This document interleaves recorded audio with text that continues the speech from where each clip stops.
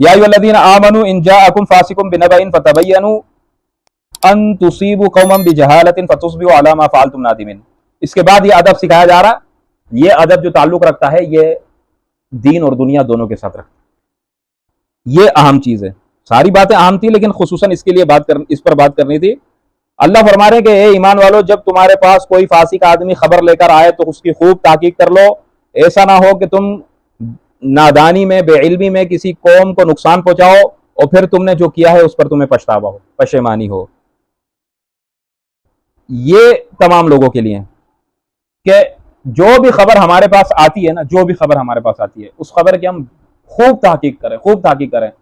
बिला तहकीक ना तो उस पर कान धरें, ना उस पर यकीन करें और ना उसको आगे फैलाएं और ना उसके मुक्तजा पर अमल करें। ये बिल्कुल ही ये इस्लाम और मुसलमानों का शियार नहीं है, ये अक्लमंद लोगों का शियार नहीं है।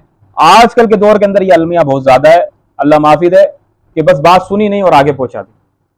हजरत हसन बसरी रहमतुल्लाह अलैह के पास एक शख्स आया और कहा कि हजरत जी आपकी फला फला शख्स आपके बारे में बुरा कह रहा था, बुराई कर रहा था आपकी। तो हजरत हसन बसरी ने कहा कि तुमने क्या किया? अच्छा, बोला तुमने क्या किया?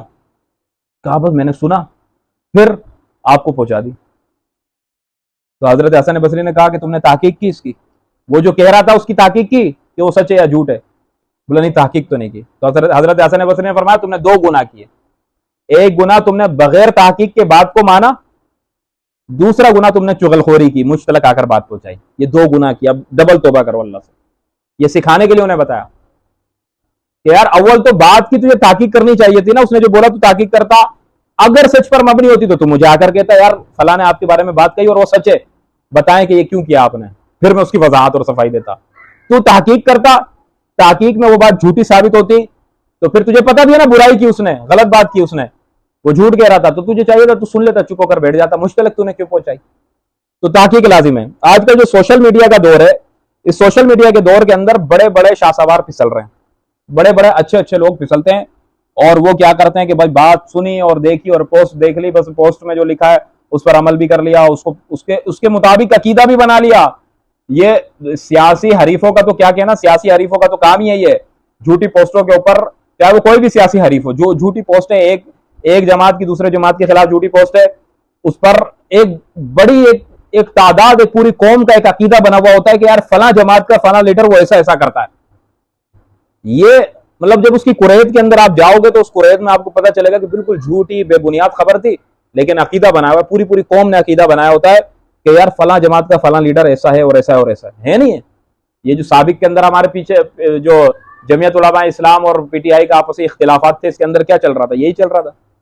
उधर से पीटीआई वाले लगे हुए थे, उधर से जमियत वाले लगे हुए थे, दोनों एक दूसरे के खिलाफ, उधर से नून लीगी फायदा उठा रहे थे, नून लीगी भी लगे हुए थे। ये कितना गलत फहमियां आपस के अंदर फैलाई गई, नहीं फैलाई गई? मुसलमान से दस्तो गिरबान हो गया, भाई भाई से नाराज, बाप बेटे से नाराज, आपस के अंदर झगड़ रहे हैं, बातें करना छोड़ दिए, मौलवियों के पीछे मुक्तदियों ने नमाजें पढ़ना छोड़ दी, सिर्फ किस सियासी झगड़ों के पीछे, सिर्फ और सिर्फ सियासी झगड़े। कोई उस झगड़े का ना तो कोई दीनी फायदा था और ना ही दुनियावी फायदा था, कुछ भी नहीं हुआ।